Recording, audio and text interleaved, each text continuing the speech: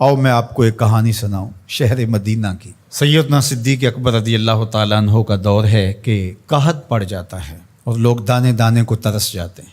आपने ऐलान किया कि शाम तक मसला हल हो जाएगा। क्यों कि हज़रत उस्मान गनी रज़ी अल्लाह ताला अन्हु का तिजारती काफ़िला वापस आ रहा था मदीने में। 1000 ऊँट गले से भरे हुए शहर मदीना में पहुँचे। ताजर पहुँचे और उन्होंने कीमत लगाई कि जो चीज़ 10 रुपये की आप ख़रीद के लाए हैं हम 12 रुपये में ख़रीदने के लिए तैयार हैं। हज़रत उस्मान गनी ने कहा कि मुझे ज़्यादा नफ़ा चाहिए, मौका है, नफ़ा ज़्यादा से ज़्यादा कमाएं। हज़रत उस्मान गनी बहुत कामयाब ताजर थे, तिजारत के उस्लूब को समझते थे।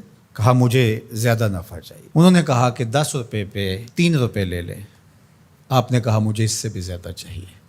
हत्ता कि उन्होंने 10 रुपये के माल पर 15 रुपये ऑफ़र कर दी। आपने फरमाया कि एक ख़रीदार ऐसा है जो 10 गुना दे रहा है, मैं तो उसे बेचूंगा। उन्होंने कहा कि वो ख़रीदार कौन है जो 10 गुना दे रहा है, 10 रुपये की चीज़ 100 रुपये में ख़रीद रहा है तुमसे। तो हज़रत उस्मान गनी ने अपने गले के इंचार्ज से कहा कि ये सारा गला मदीने के गरीबों में बांट दो, मेरा रब मुझे 10 गुना इसका अजर देगा। ये है सौदा, ये मौका आया है कि ऐसा सौदा किया जाए। तो मुश्किल की घड़ियों में ये सोचें कि आज वो अपने बच्चों को लेकर के सड़क के किनारे बैठे हैं। 5-5, 6-6 करोड़ के बंगलों में रहने वालों, उनकी आरज़ू क्या है? एक खैमा कहीं से मिल जाए और उसको तान करके बैठ जाए, बीवी बच्चों के लिए पर्दा भी हो जाए और जुलसा देने वाली धूप से भी बच जाए। ये उनकी आरज़ू है, ये तमन्ना है। और हम उस खैमे को 2 गुना 3 गुना महंगा करने जा रहे हैं।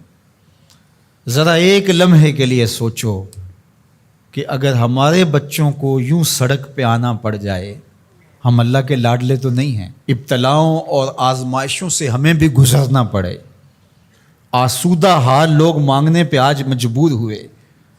जो खुद बांटा करते थे, दिया करते थे, आज अगर कितार में वो लग के खड़े हैं तो क़यामत नहीं है, तो ये क़यामत यहाँ भी तो आ सकती थी। तो आज 2 गुना 4 गुना करने वाले ज़रा एक लम्हे के लिए सोचें कि उनको अगर यूं खड़ा होना पड़ जाए धूप में, जुलसा देने वाली धूप में, अपने बच्चों को लेकर, अपनी बीवी को लेकर, अपनी शहजादियों को लेकर के, तो बताओ क्या मिजाज होगा।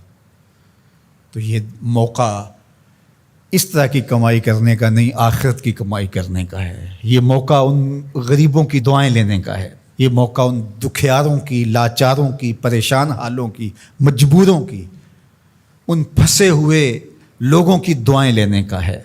दूसरी मेरी गुजारिश उन लोगों से है जो बेचारे सैलाब में फंस गए और अल्लाह ताला जल्ला शानहू ने उनको मौत के मुंह से निकाल करके ज़िंदगी नसीब फरमाई। अगर उनको ज़रूरी अशियाए खुर्दनी मिल जाती हैं और एक खैमा ज़रूरत का मिल जाता है तो वो इस पे इक्तफ़ा करें और जो यहाँ से जाने वाली मदद के लिए टीमें हैं उनका साथ दें और आगे उनको उन इलाकों में ले कर के जाएँ जहाँ अभी मदद नहीं पहुँची और लोगों की शदीद ज़रूरत है।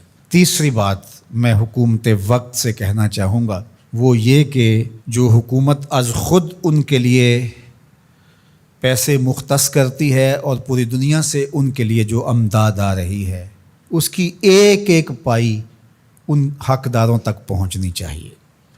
माजी के तजुर्बे अच्छे नहीं हैं, बड़े तल्ख़ तजुर्बात से हम माजी में गुज़रे हैं, ये उनका हक़ है।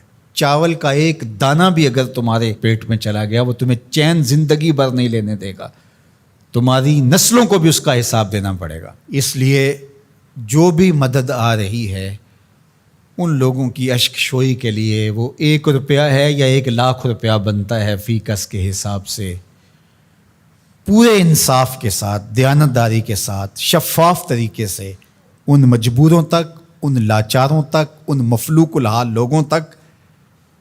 आप तो अच्छे घरों में रह रहे हो, आसूदा माहौल है, हर तरह की खैरियत व आफ़ियत अल्लाह ने महफूज रखा है, तो हवस किस चीज़ की?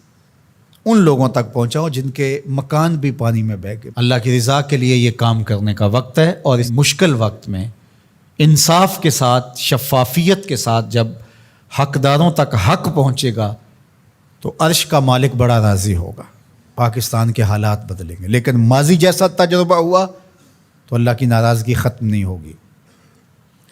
تو یہ میں گزارش کروں گا کہ شفاف طریقے سے آیان سلطنت کی ذمہ داری ہے اس آنے والی امداد کو ان تک پہنچائیں۔